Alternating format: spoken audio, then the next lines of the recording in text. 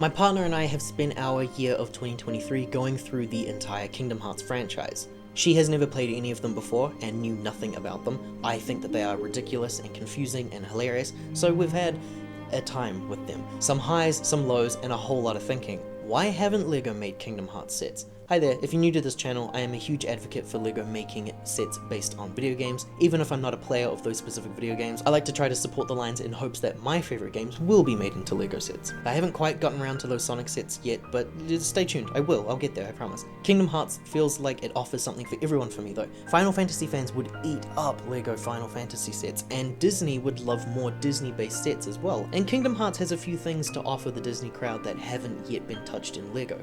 Win-win for all if you ask me. I assume it's a rights issue or something, perhaps LEGO no longer wants to be involved as much with Kingdom Hearts. Hell, Sora isn't even referenced at the parks on a regular basis, besides the very rare special occasions, so who knows. Regardless, we've both been thinking about it, so here is our series on how to make some custom Kingdom Hearts figures to help grow and expand your Disney collection. 3 mainline entries and 3 different looks for Sora. His appearance in 2 is very basic though to how he looks from 1 versus 3, but we will make 3 variants anyway.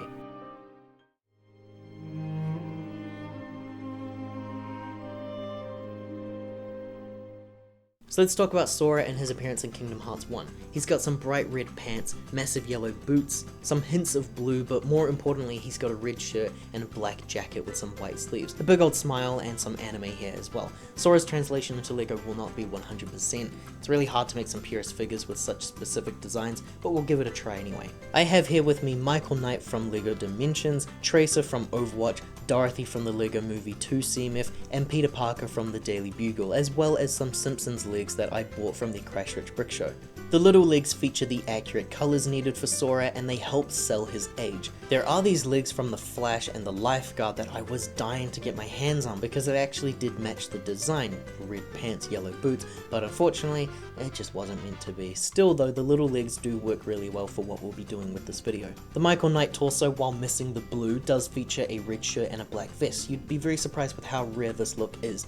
Give him the Dorothy arms, also a rare find, and now we've got his body all set. I used the Peter Parker face, also featured on Ant-Man and some other figures, and Tracer's hair. The colour matches, and it's just anime enough to feel a bit unique. So here is Sora as he appears in Kingdom Hearts 1. Improvements would definitely be on using the correct legs, and using some hints of blue would be really nice as well. He is missing something rather extreme though. Yes, his Keyblade, and yes, I will be building one. I found this really great tutorial on Reddit from a user, Graphenegem, I hope that's right, who shared a really great detailed look at some parts used and instructions on how to build. So I just needed to find my own parts and color swap some of those pieces around. Here's everything that I found. Some of these have been borrowed directly from sets, and some of these were genuine spares that even you probably have just, lying around.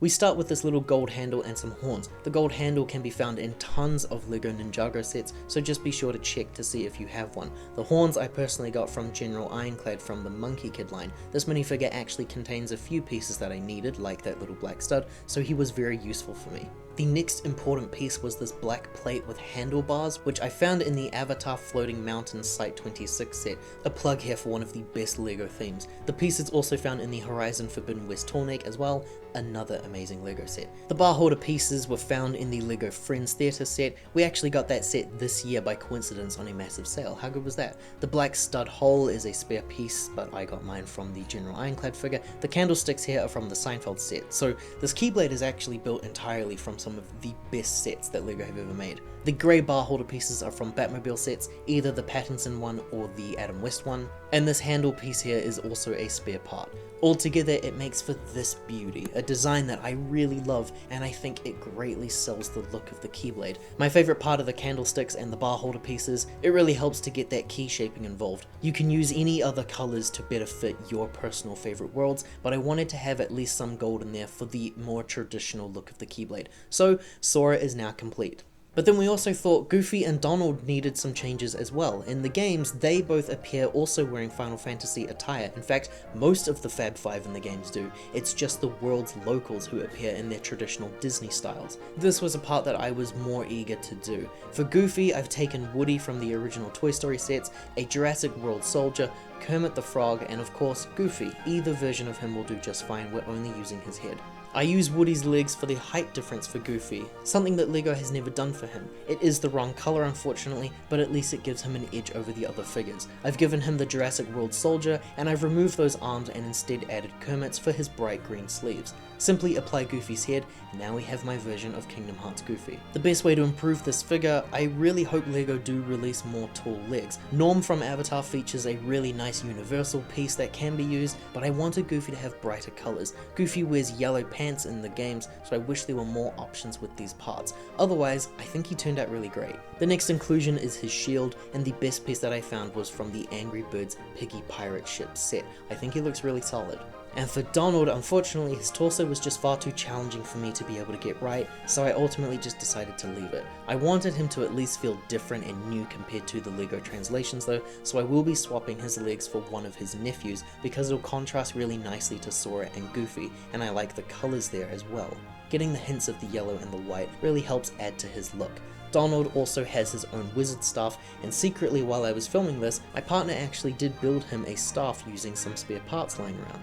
I like brick-built accessories a lot, and having this matches the design of the Keyblade that we use as well.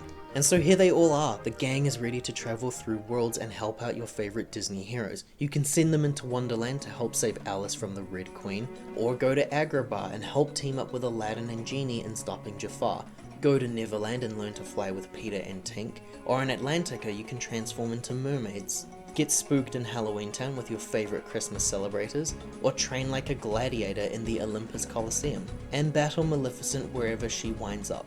And for the Traverse Town extras, we have the same duo that can be used to represent Monstro, which released this year in the Disney CMF series. We have Jiminy and Pinocchio.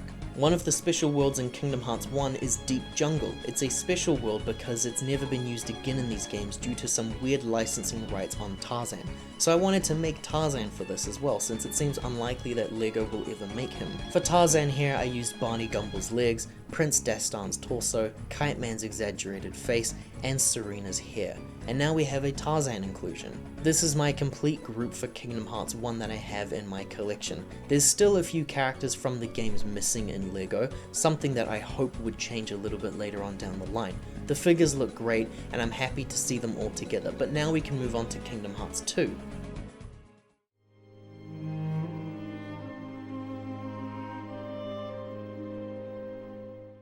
The changes for Sora from here on won't be that different. All we're doing is taking our custom Sora and modifying him to better fit the sequels. I gave him Hawkeye's legs from the Age of Ultron figure and Ethan Hunt's arms from the LEGO Dimensions set.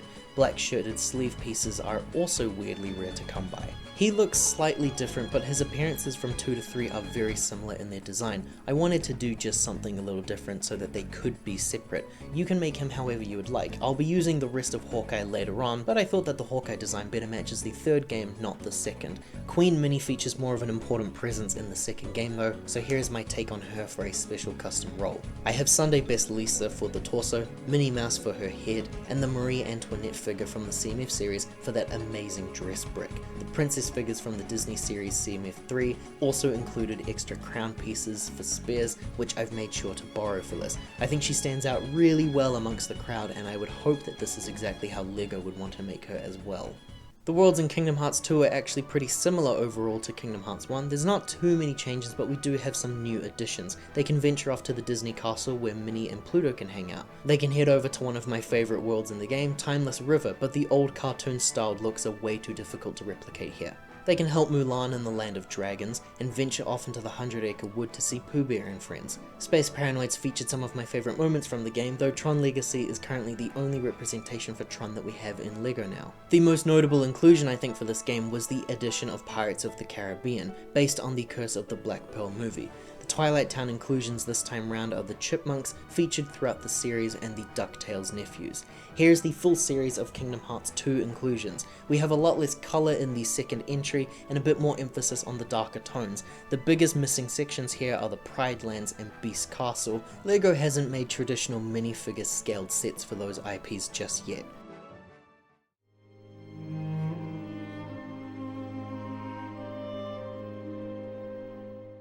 For Kingdom Hearts 3, like I mentioned, I'm just taking Sora and giving him an entire Hawkeye makeover. Older, edgier, still smiling though. Kingdom Hearts 3 was really exciting for giving us Pixar inclusions for the first time in the series. The gang can travel to the Toy Box and help out our favorite team, or travel to Arendelle and meet the Snow Queen.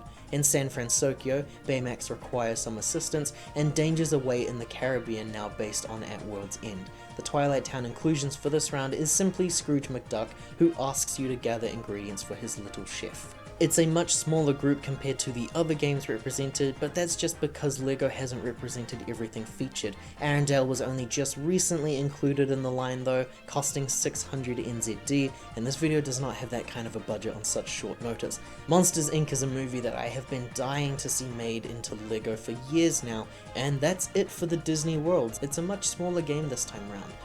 So that's my contribution in hopes that LEGO considers making Kingdom Hearts for a license sometime in the future. Hey, with a brand new game on the horizon set to release sometime in the next, 18 years or so, there's no better time than now to get this ball rolling. If you liked what you saw, or if you didn't, or if you have some improvements of your own, let us know down below in the comments. Liking and subscribing does help to support this channel's growth. Ka kite anō.